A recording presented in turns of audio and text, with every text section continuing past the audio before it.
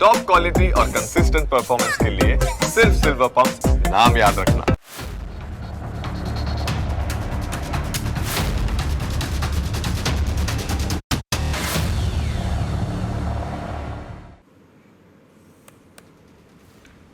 નમસ્કાર, હું Janak Dave. Full stop news analysis પ્રોગ્રામમાં આપનું સ્વાગત છે.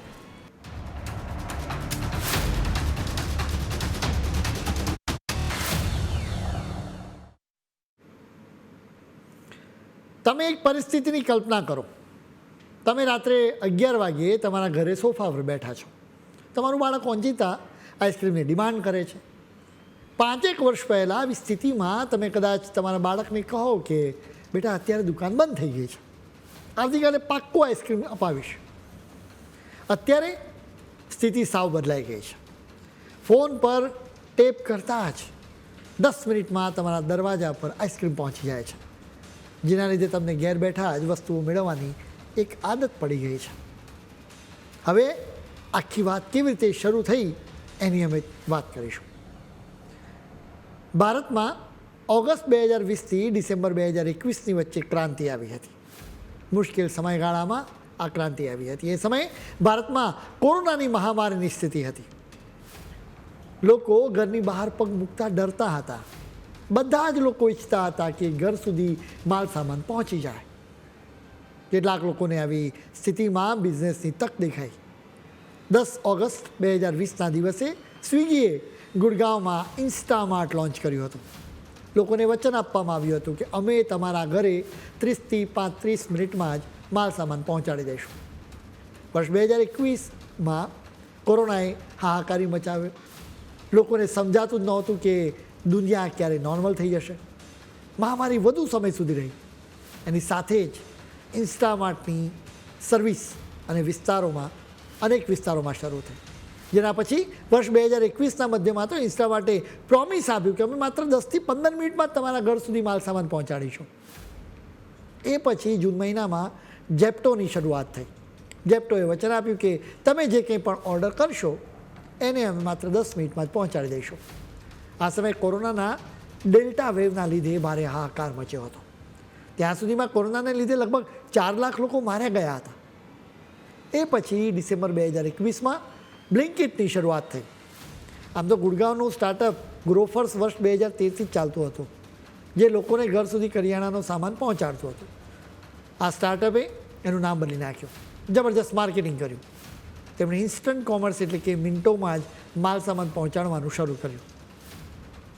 ઇન્સ્ટામાર્ટ, જેપ્ટો અને બ્લિંકિટ જેવી કંપનીઓએ રોજે રોજ વપરાશની વસ્તુઓને માત્ર 10 મિનિટમાં જ પહોંચાડવાનું વચન આપ્યું. માત્ર 16 મહિનામાં જ આ કંપનીઓની શરૂઆત થઈ હતી. એ સમયે સૌથી મોટો સવાલ એ હતો કે કોરોનાની મહામારી પછી શું થશે, એટલે કે મહામારીનો અંત થઈ જશે. એના પછી લોકો ઘરે બેઠા ફોન પરથી જ વસ્તુઓ ઓર્ડર કરશે કે પછી ઘરની બહાર નીકળીને કરિયાણાના સ્ટોરમાંથી ખરીદી કરશે. આ એક સવાલ હતો. 4 વર્ષ પછી હવે આ સવાલનો જવાબ તમે પણ સારી રીતે જાણો છો. લોકોને ઘરે બેઠા જ વસ્તુઓ ખરીદવાની આદત પડી ગઈ છે. શહેરોમાં મોટાભાગના લોકોને તો એ પણ યાદ નહીં હોય કે છેલ્લે તેમણે ક્યારેક કરિયાણા સ્ટોરમાં જઈને ખરીદી કરી હતી. અત્યારે ક્વિક કોમર્સ સાઇટ્સનો યુગ છે.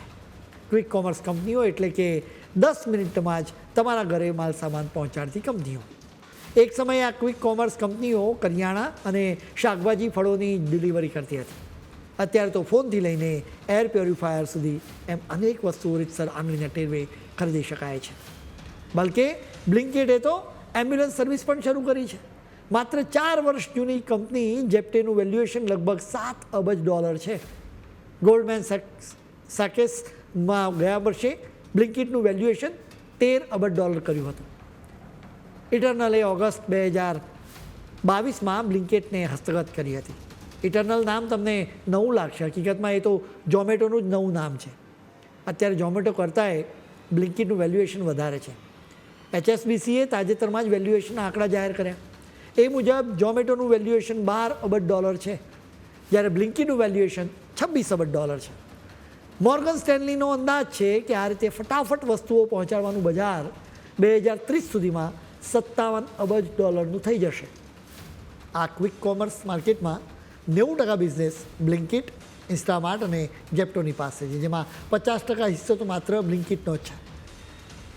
ગ્રાહકોએ આ ક્વિક કોમર્સ કંપનીઓને વધાવી લીધી છે. વળી એના માટે આ કંપનીઓએ ભારે મહેનત પણ કરી છે. તેમણે લેટેસ્ટ ટેકનોલોજી અપનાવી. તેમની સામે સ્પર્ધા હતી. કરિયાણાની દુકાનો અને મોલ્સ સિવાય ઈ કોમર્સ કંપનીઓ તરફથી પણ તેમને ભારે સ્પર્ધા હતી. ઈ કોમર્સ અને ક્વિક કોમર્સ વચ્ચે ફરક એ છે કે ઈ કોમર્સ કંપનીઓ તેમની ફુરસદે તમને માલ સામાન પહોંચાડે છે, જ્યારે ક્વિક કોમર્સ માત્ર 10 મિનિટમાં જ માલ સામાન પહોંચાડે છે.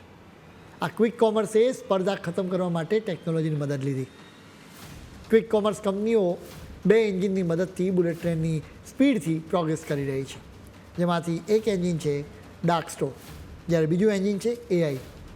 આ કંપનીઓ એઆઈનો સ્માર્ટ ઉપયોગ કરી રહી છે. તમે જે કંઈ પણ વસ્તુ ખરીદો એનો એક ડેટાબેઝ બને. એ જ રીતે તમારા એરિયામાં કયા લોકો કઈ વસ્તુઓ ખરીદે છે એનો પણ એક અલગ ડેટા બને. એના આધારે એઆઈ અંદાજ લગાવે કે કયા એરિયામાં કઈ વસ્તુ વેચાશે. એક વખત માની લો કે અમદાવાદના નવરંગપુરા વિસ્તારમાં લોકો ફળો વધારે ખાય છે, તો ત્યાં ફળો પહોંચાડવા માટે સારી રીતે વ્યવસ્થા કરવામાં આવે. આ રીતે તમામ વિસ્તારો માટે ચોક્કસ એક ઇન્વેન્ટરી તૈયાર કરવામાં આવે, જેથી તમે ઓર્ડર કરો તો આ કંપનીઓ ઝડપથી તમારા સુધી વસ્તુ પહોંચાડી શકે. બીજો ફાયદો એ રહે છે કે ડાર્ક સ્ટોરમાં વસ્તુઓ ખરાબ થવાની શક્યતા પણ ઘટી જાય, કેમ કે શાકભાજી અને ફળોને જરૂરિયાત મુજબ જ રાખવામાં આવે છે, એટલે કે એ ખરાબ થવાની શક્યતા રહેતી નથી. એઆઈએ એ પણ અંદાજ લગાવે છે કે કયા વિસ્તારમાં વસ્તુઓને પહોંચાડતા કેટલો સમય લાગશે. હવે આ કંપનીઓ એઆઈનો કઈ હદે ઉપયોગ કરે છે એનું વધુ એક ઉદાહરણ અમે તમને આપીશું. આ કંપનીઓ એઆઈનો જ ઉપયોગ કરીને નક્કી કરે છે કે કયો ઓર્ડર કયો ડિલિવરી એજન્ટ પહોંચાડશે. માની લો કે કોઈ ચોક્કસ જગ્યાએ સામાન પહોંચાડવાનો છે. હવે એઆઈથી ચેક કરવામાં આવે છે કે કયો રાઇડર સૌથી વધુ નજીક છે. એ પછી તેને એ જ જગ્યાએ માલ સામાન આપવા માટે મોકલવામાં આવે છે. આપણા દેશમાં કરોડો લોકો રોજે રોજ આ ક્વિક કોમર્સ કંપનીઓને ઓર્ડર આપતા હોય છે. હવે રોજે રોજ આ કરોડો ઓર્ડર મુજબ માલ સામાન પહોંચાડવામાં ખૂબ જ ચોકસાઈથી કામ કરવું પડે. એઆઈ સુપર સ્માર્ટ છે.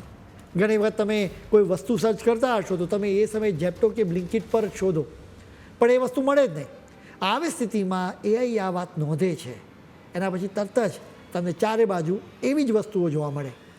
એટલું નહીં, તમે વર્ષના ચોક્કસ સમયે શું ખરીદો છો એનું પણ એક લિસ્ટ તૈયાર થાય છે. એટલે તમને એવી જ વસ્તુઓ બતાવવામાં પણ આવે છે. એઆઈની બુદ્ધિમત્તાની વાત આટલીથી પૂરી થતી નથી. એ ખરેખર તમારી જરૂરિયાતને સમજે છે. માની લો કે તમે ફોન ખરીદ્યો તો તમને હેડફોન સર્ચમાં બતાવ્યા કરશે. વર્ષમાં અમુક સમય ચોક્કસ અવસરને લઈને ડિમાન્ડ રહેતી હોય છે, જેમ કે સ્વતંત્રતા પર્વના દિવસે તિરંગાવાળા વસ્તુની ડિમાન્ડ હોય. એ જ રીતે જન્માષ્ટમી પર બાળકૃષ્ણના કોસ્ચ્યુમ્સની ડિમાન્ડ વધતી હોય છે. ચોક્કસ મીઠાઈઓની ડિમાન્ડ રહેતી હોય છે. તમારા માટે જે કોઈ ખાસ દિવસો છે એની એઆઈ નોંધ રાખે છે. આ ક્વિક કોમર્સ કંપનીઓ જન્માષ્ટમી, રક્ષાબંધન અને ગણેશ ચતુર્થી જેવા ઉત્સવો વખતે ખાસ વસ્તુઓનું વેચાણ કરી રહી હોય છે. વળી જ્વેલરી સહિત જુદા જુદા ક્ષેત્રોની કંપનીઓ પણ તેમની ફેસ્ટિવલ સ્પેશિયલ વસ્તુઓ ક્વિક કોમર્સની વેબસાઇટ પર મૂકે છે. જેમ કે ધનતેરસના અવસરે બ્લિંકિટ, જેપ્ટો અને ઇન્સ્ટા માટે સોના અને ચાંદીના સિક્કા સુધા વેચ્યા હતા. આ તો થઈ ક્વિક કોમર્સ કંપનીઓના એક એન્જિનની વાત. હવે બીજા એન્જિન એટલે કે ડાર્ક સ્ટોર વિશે અમે વાત કરીશું, પરંતુ અત્યારે સમય છે એક બ્રેકનો.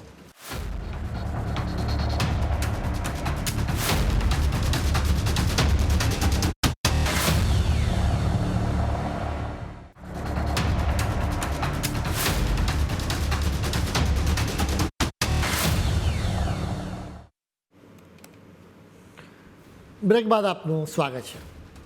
ક્વિક કોમર્સ કંપનીઓ ખરેખર અલાદીનના જાદુઈ ચિરાગમાંથી નીકળતા જીનની જેમ કામ કરે છે. શું તમે ક્યારે વિચાર્યું છે કે આ કંપનીઓ આટલી સ્પીડથી માલ સામાન તમને કેવી રીતે પહોંચાડે છે?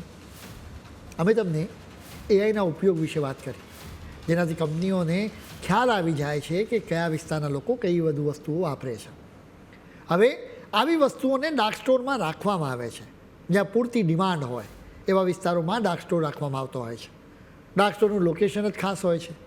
એવું લોકેશન પસંદ કરવામાં આવે છે કે જ્યાં લોકો ખૂબ ઓર્ડર કરતા હોય. એક વખત ઓર્ડર આવે કે તરત જ આ ડાર્ક સ્ટોરમાંથી વસ્તુ તમારા સુધી પહોંચાડવા માટે ડિલિવરી એજન્ટને મોકલવામાં આવે છે. વળી લોકો તો કરિયાણાથી લઈને ફોન સુધી એમ અનેક વસ્તુઓનો ઓર્ડર કરતા હોય છે. એટલા માટે જ અહીં પણ ટેકનોલોજીનો ખૂબ ઉપયોગ કરવામાં આવે છે. તમે જેપ્ટો પર કોઈ ઓર્ડર આપો કે તરત જ એના વેરહાઉસ મેનેજમેન્ટ સિસ્ટમમાં એ વસ્તુ દેખાય. આ જ સિસ્ટમ હેઠળ રિયલ ટાઈમ ઇન્વેન્ટરીનું મેનેજમેન્ટ થાય છે. એટલે કે ડાર્ક સ્ટોરમાં કેટલો સામાન રહ્યો છે, એમાં કયો નવો સામાન ખૂટી ગયો છે, એ બધા કામનું ટેકનોલોજીથી જ મેનેજમેન્ટ કરવામાં આવે. એઆઈની મદદથી સૌથી ઝડપી રૂટ પણ શોધવામાં આવે છે, જેથી ડિલિવરીનો ખર્ચ ઘટાડી શકાય. કંપનીઓ એમના ડાર્ક સ્ટોરની સંખ્યા વધારતી જ જાય છે. 2025માં જુલાઈથી સપ્ટેમ્બર દરમિયાન બ્લિંકિટે 272 ડાર્ક સ્ટોર વધાર્યા. આ સાથે જ એના ડાર્ક સ્ટોરની સંખ્યા વધીને 1816 થઈ ગઈ. સ્વિગી પણ પાછળ નથી. સ્વિગીનું ઇન્સ્ટામાર્ટ એના મેગા પોર્ટ્સની સંખ્યા વધારી રહ્યું છે. મેગા પોર્ટ્સની સાઇઝ ડાર્ક સ્ટોર કરતાં મોટી હોય છે. જબરજસ્ત ભંડોળ ધરાવતા ફ્લિપકાર્ટ અને એમેઝોને ક્વિક કોમર્સના સેક્ટરમાં મોડી એન્ટ્રી કરી છે. તેમાં પણ હવે તે પણ રેસમાં હવે આગળ વધી રહ્યા છે. ક્વિક કોમર્સે કરિયાણાની વસ્તુઓથી શરૂઆત કરી હતી. આજે તમે જુઓ કે કેટલી કેટેગરીની વસ્તુઓ વેચવામાં આવી રહી છે. ફેશન, બ્યુટી, જ્વેલરી, ઇલેક્ટ્રોનિક્સ, વાસણો અને ઘર સજાવવાના સાધનો વગેરે જેવી અનેક વસ્તુઓ હવે તમને ઓનલાઈન મળી રહી છે. આ કંપનીઓનું પૂરેપૂરું ફોકસ AOV પર હોય છે. AOV એટલે કે એવરેજ ઓર્ડર વેલ્યુ, એટલે કે એક એવરેજ ગ્રાહક કેટલા રૂપિયાની વસ્તુઓ ખરીદે છે એની એ રકમ. ઇન્સ્ટામાર્ટે કહ્યું છે કે એની એવરેજ ઓર્ડર વેલ્યુ બીજા ત્રિમાસિકમાં 40% વધીને 697 રૂપિયા થઈ છે. આ કંપની કહે છે કે કરિયાણા સિવાયની વસ્તુઓ વેચવાને લીધે જ એને વધુ લાભ મળ્યો છે. જ્યાં 1 વર્ષ પહેલાં કુલ ઓર્ડર વેલ્યુમાં કરિયાણા સિવાયની વસ્તુઓનો હિસ્સો માત્ર 8.7% જ હતો, જે હવે વધીને 26.2% થયો છે. તમે જુઓ કે આ ક્વિક કોમર્સ કંપનીઓના લીધે નવી કંપનીઓને પણ તેમની પ્રોડક્ટ્સ વેચવા માટે તક મળી રહી છે. જેમ કે 10 વર્ષ પહેલાંની આપણે વાત કરીએ તો મોટા સ્ટોરમાં માત્ર નેશનલ અને ઇન્ટરનેશનલ બ્રાન્ડની વસ્તુઓ જ જોવા મળતી. હવે આ ક્વિક કોમર્સ સાઇટ પર તમામ કંપનીઓને લગભગ સરખી જ જગ્યા મળે છે, જેના લીધે નવી કંપનીઓની વસ્તુઓ પણ સારી રીતે વેચાઈ શકે છે. અલબત્ત આપણે સ્વીકારવું પડે કે આ ક્વિક કોમર્સ સાઇટની અનેક સાઇડ ઇફેક્ટ્સ પણ રહેલી છે. જેમ કે માલ એક જગ્યાએથી બીજી જગ્યાએ પહોંચાડવા માટે ખર્ચ વધારે આવે છે. એટલું જ નહીં, ઈ કોમર્સ કંપનીઓ કરતાં આ કંપનીઓ વધારે માર્જિન વસૂલે છે, કેમ કે તેમનો ખર્ચો ખૂબ વધારે હોય છે. આ ક્વિક કોમર્સ કંપનીઓથી શહેરમાં રહેતા લોકોને ખૂબ સુવિધાઓ મળી રહી છે, પરંતુ તેમની એક ફરિયાદ પણ છે. ક્યારેક 50 રૂપિયાની વસ્તુ માટે 200 રૂપિયા આપવા પડે છે. આ ક્વિક કોમર્સ કંપનીઓ અલગ અલગ પ્રકારના ચાર્જ વસૂલે છે. સામાન્ય રીતે 1-2 વસ્તુઓની જરૂર હોય તો પણ લોકો વધારે વસ્તુઓ ઓર્ડર કરવા માટે મજબૂર બને છે, અથવા તો મજબૂર કરવામાં આવે છે. કેમ કે વધારે વસ્તુઓ ઓર્ડર કરવામાં આવે તો ચાર્જીસ ઓછા લાગે. મુશ્કેલી એ છે કે આ ક્વિક કોમર્સ કંપનીઓ કેટલાક ચાર્જ વિશે ખુલાસો પણ કરતી નથી. એટલે ગ્રાહકોને સમજાતું જ નથી કે તેઓ શેના માટે ચાર્જ વસૂલી રહ્યા છે. છેલ્લા સ્ટેપ વખતે પણ ડિટેલમાં ચાર્જની વિગતો હોતી જ નથી. ઇરાદાપૂર્વક ચાર્જીસની વિગતોને મુશ્કેલ બનાવવામાં આવી રહી છે. વ્યક્તિ પેમેન્ટ કરી દે એના પછી જ ગ્રાહકોને બિલ જોઈને ખ્યાલ આવે છે કે તેમની પાસેથી કેટલા ચાર્જ વસૂલવામાં આવ્યા. આ રીતે આ એક ડાર્ક પેટર્ન છે.